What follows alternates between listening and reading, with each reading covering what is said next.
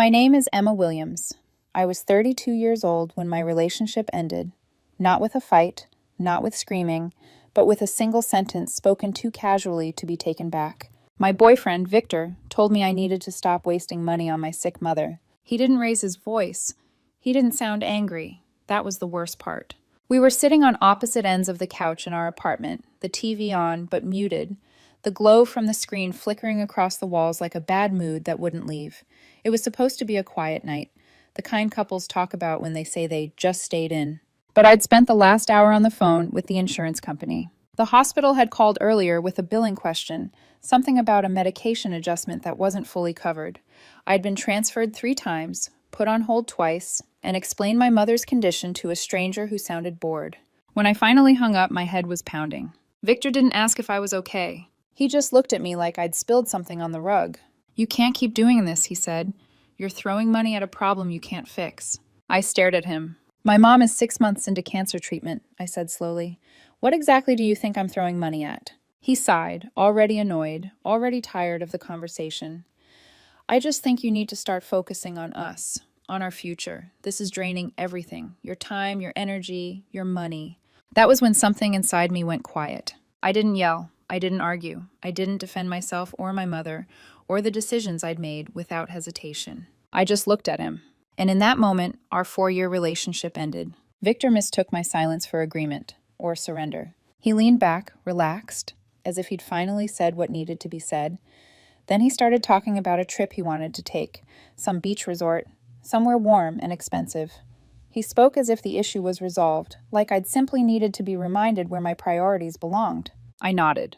But I wasn't listening anymore. I was already making a plan. To understand how deep that betrayal cut, you need to understand my family. My father passed away 3 years earlier from a sudden heart attack. No warning, no goodbye. One phone call that split my life cleanly into before and after. He left my mother, Carol, financially stable, not wealthy, but secure. A paid-off house, some investments, a quiet life she'd earned. My older sister Sarah and I were the only children. After Dad died, we became closer than ever, protective, intentional. Family wasn't something we took for granted. Victor had been in my life for about a year when my father passed. My mother adored him. She treated him like the son she never had, invited him to holidays, defended him in arguments, bragged about him to her friends. When she smiled at him, it was genuine, trusting. About a year ago, my mom decided to update her estate plan. She invited Sarah and me to sit in with her lawyer, Mr. Henderson, to go over the details. It was supposed to be routine. At the end of the meeting, she surprised us. She added a special provision to the will. As long as Victor and I were together at the time of her passing, Victor would receive $100,000 tax-free. Sarah and I were stunned. Mom insisted. "He makes my daughter happy," she said. "That makes him family." When I told Victor, he cried. He hugged my mother and called her his second mom. Looking back, I wonder if that was the moment everything changed. Not because of love, but because of opportunity. When my mom got sick, our lives collapsed into a cycle of hospital visits, lab results, and quiet fear. The prognosis was serious, but not hopeless. The doctors recommended an aggressive new treatment. It wasn't fully covered by insurance. My mother could afford most of it. I covered the rest, about $5,000 a month. There was never a question. Victor was supportive at first. He visited the hospital, brought flowers, said the right things. But as months passed, his patience thinned. The visits stopped. The comments started. "Did you see how expensive that medication is? They're really milking the system." I thought it was concern. I was wrong. It was research. And the sentence he spoke that night on the couch, the one about wasting money, was just the first time he said the quiet part out loud. That was when I stopped reacting and started watching. The days after that conversation felt strangely calm. Not peaceful, just quiet in the way a room goes silent after something fragile shatters. Victor acted as if nothing had changed. He kissed me goodbye in the mornings, asked what I wanted for dinner, complained about traffic. On the surface, we were still a couple. Inside me, something had shifted. I started noticing things I'd brushed off before. The way his questions lingered too long on numbers. The way his concern always seemed to circle back to money. How much? How long? What happens after? My mother's illness had turned our lives upside down. The aggressive treatment was brutal. Some days she couldn't keep food down. Other days she was sharp and lucid, joking with nurses like nothing was wrong. Those good days were a gift. We learn not to waste them. Sarah handled logistics. She lived closer, drove mom to appointments, managed the daily care. I covered what insurance didn't. We worked like a system, quiet, efficient, protective. Victor used to admire that. Now he resented it. "You're never home anymore," he said one night, scrolling on his phone while I reheated leftovers. "I'm at the hospital," I replied. "I know, I feel like I'm always second place." Second place. I didn't answer. A week later, my mom had a good day. Color in her cheeks, sitting upright in bed. She asked about Victor, why he hadn't come by lately. "He's been busy with work," I lied, too smoothly. My mom didn't push. She never did. But her eyes lingered on my face a second longer than usual. She knew something was wrong. As I was leaving the hospital, Sarah walked me to the parking lot. She crossed her arms, not cold, just guarded. That was her default when she sensed trouble. "Is everything okay with you and Victor?" she asked. Sarah never asked pointless questions. I hesitated, then I told her about the comment, about the pressure, about how wrong it felt. Her jaw tightened. "I knew it," she said quietly. My stomach dropped. "Knew what?" "He called me last week," she continued, out of nowhere, asking about Mom's long-term care insurance. The estate. What happens if she needs assisted living? I stopped walking. "What did you tell him?" "Nothing," she said. "I told him that wasn't his business." I leaned against my car, suddenly dizzy. "He tried to make it sound like concern," Sarah went on. "But it didn't feel like concern. It felt ghoulish." That was the word. My worst fear clicked into place. He wasn't just tired. He wasn't just stressed. He was calculating. "He's trying to figure out how much will be left," I said. Sarah nodded. That's what it sounded like. We agreed not to tell Mom, not yet. She had enough to carry. The truth could wait, or at least part of it could. But Victor didn't wait. His campaign shifted to a new front, our social circle. He started posting vague quotes on his stories, pictures of sunsets with captions about feeling unappreciated and fighting alone. Mutual friends reached out, gently checking in. I kept my responses vague. Then his mother called. Her tone was soft, but edged with disappointment. "Emma, Victor is just so worried about you," she said. "He feels like you're shutting him out. He mentioned a fight over a little vacation he tried to plan. He just wants you to have a life outside all this stress." I understood then. He was building a narrative, one where he was the supportive boyfriend, and I was the cold, distant woman consumed by her family. I didn't argue. I didn't correct her. I waited. The proof came a few days later. Victor was in the shower. His phone buzzed on the nightstand.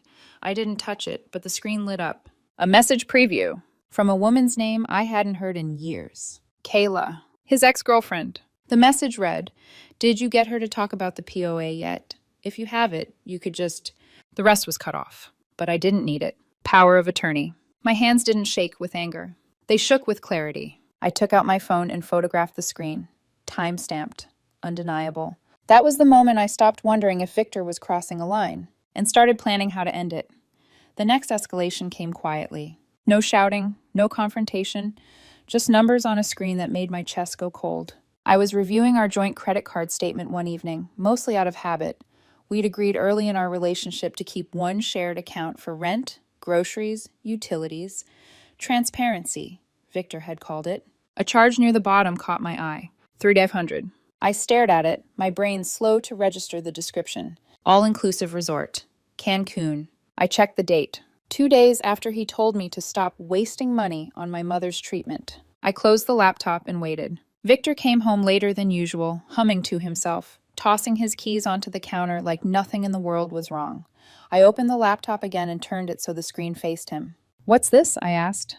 My voice was calm, too calm. He leaned over, squinted, and smiled. "Surprise," he said. "I booked us a trip. We both need a break." My stomach tightened.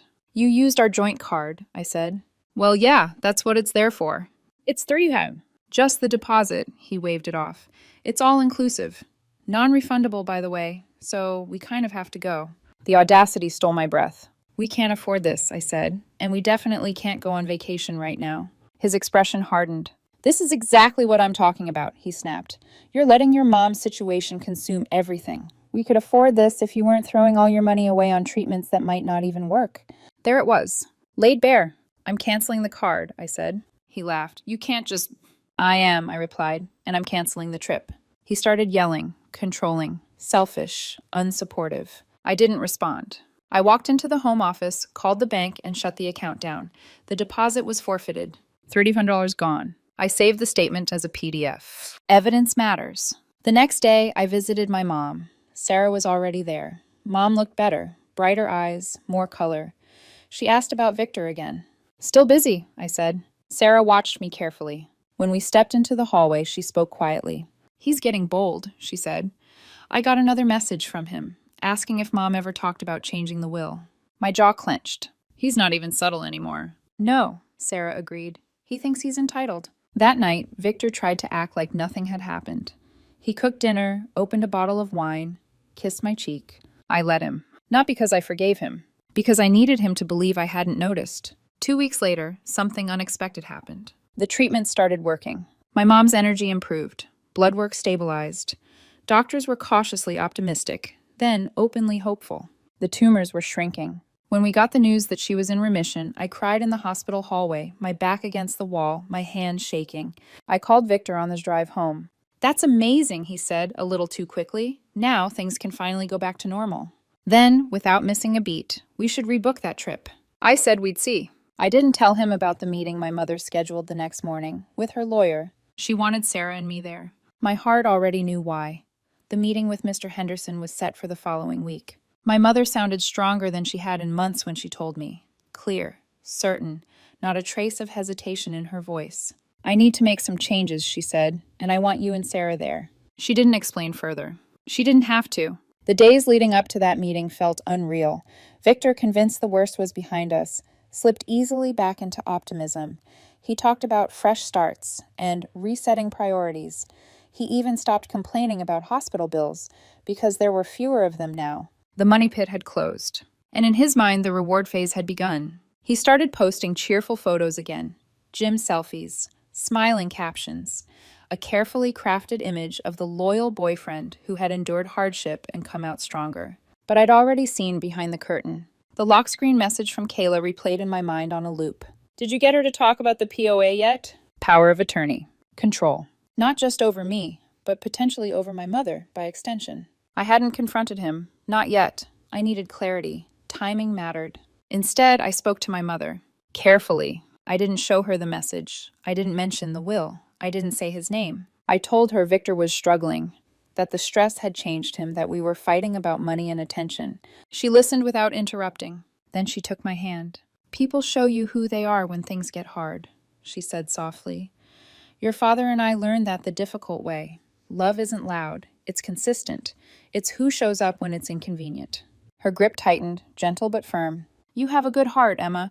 Don't let anyone turn it into something they can use. I didn't cry. She didn't need details. She already understood. The meeting day arrived bright and cloudless, almost offensively cheerful. My mother looked healthier than she had in over a year. Her posture was straight, her expression resolved. Sarah and I sat beside her as Mr. Henderson laid out the documents. You wanted to amend your estate plan, he said. My mother nodded and signed without hesitation. He slid copies toward Sarah and me. I opened mine. 1 page. Simple. Final. The conditional bequest, revoked in its entirety. My mother looked at me. He failed the test, she said calmly. This family is built on love, not opportunity. I felt something in my chest loosen. Relief. Validation. Grief for what I'd lost, and gratitude for what I hadn't. That evening, I went home early. I'd already moved my things into the spare bedroom, quietly, efficiently. Victor came home carrying a bottle of expensive champagne. To your mom's recovery, he said, smiling wide, and to our future. I didn't smile back. We need to talk, I said. I sat across from him at the kitchen table and slid the folder toward him. He frowned as he opened it. I watched the realization hit. Confusion turning to disbelief, then rage. What is this? He hissed. This is my money. I finally spoke. It never was. The silence that followed was absolute. Victor's face twisted as he read the page again, slower this time, like if he stared hard enough, the words might rearrange themselves into something more favorable. You can't do this, he said, his voice sharp, brittle. Your mother promised me. She offered a gift, I replied calmly, with conditions. You didn't meet them. He stood so abruptly his chair scraped against the floor. You poisoned her against me. You turned her on purpose. I didn't raise my voice. I didn't have to, I said. You did that yourself. His breathing was fast now, uneven. You complained about the cost of her medicine. You booked a vacation while she was in the hospital.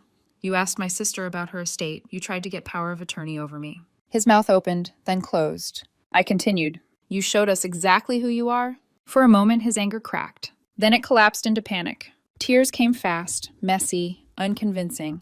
He reached for my hands. I pulled back. "I was stressed," he said.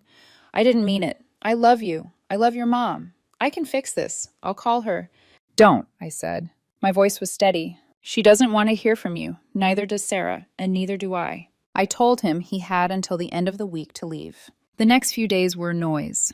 Messages, voicemails, apologies layered with guilt and desperation. It wasn't love. It was loss. The terror of someone who had bet everything and lost. By Friday, he was gone. The apartment felt lighter, quieter, honest. On Sunday evening, I sat on the couch, the same place where he'd told me to stop wasting money on my sick mother. This time, the silence felt earned. I called my mom. She sounded happy, and for the first time in a long while, so did I.